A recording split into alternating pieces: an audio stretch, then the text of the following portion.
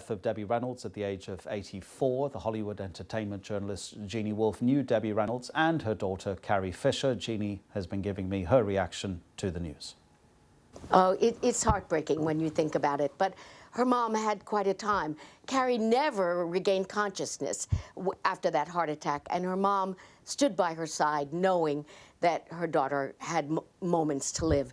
It was too much of a shock, too much of an emotion, and you know, Debbie was in very fragile health anyhow, and so she just couldn't make it. They called her the unsinkable Debbie Reynolds, but this sunk her. Absolutely. When we think of her on screen as forever smiling. Was she like that in real life? You met her many times? Oh, I knew her very well, yes. Being around Debbie was a lot of fun. She was smiling. She was ridiculously optimistic and ridiculously determined. She had this very ladylike voice, and she was always well-dressed, and as her daughter Carrie put it, my mother was perpetually, you know, camera ready.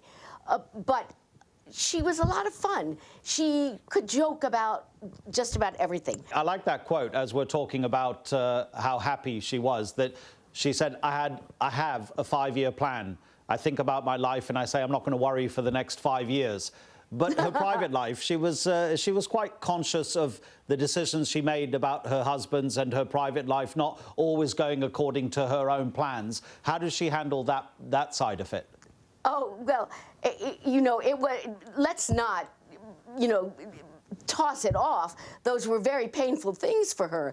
Her daughter, her husband, Eddie Fisher, left her for Elizabeth Taylor very publicly. Her next husband left her bankrupt. She had no idea that he had spent all their money.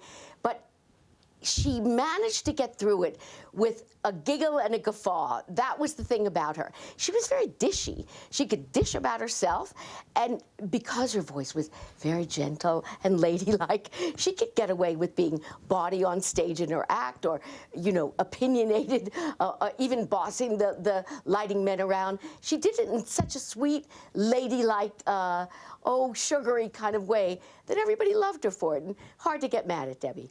She comes from that golden generation of Hollywood. What can her legacy teach the modern generation of Hollywood stars?